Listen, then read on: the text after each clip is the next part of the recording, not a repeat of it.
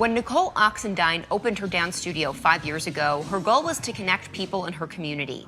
But once the pandemic struck and Americans were encouraged to isolate, the studio's future quickly became uncertain. I closed the business down and wasn't sure if I was going to continue. That's partly because she wasn't eligible for the Payment Protection Program since most of her employees were contractors, one of the several exclusions keeping funding from businesses. That list of exclusions has had some dire consequences, especially for minorities.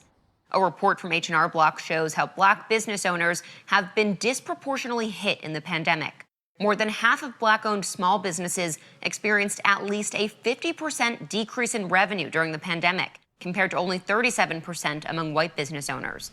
But the reasons for that go beyond PPP rules and regulations. Some of the challenges that underrepresented founders faced in the first round of the PPP come from challenges that they were experiencing all along. Data shows that minority business owners have had a harder time securing loans than their non-minority counterparts, and the history of banking discrimination ultimately played a role in this pandemic. If you didn't have a tight relationship with a banker, then you may not have been able to push through or get certain answers that you needed. The White House is trying to fix that. The Biden administration recently announced changes to the PPP intended to target minority-owned businesses who may have been left out of funding made available in previous stimulus bills. Oxendine, who reopened her studio in Durham's historic Black Wall Street, is cautiously optimistic about the effort. She says the pandemic has refined her business acumen and led her to expand the Empower Circle beyond dance to retail and other ventures. It also helped strengthen her ties to her community. It's highlighted even more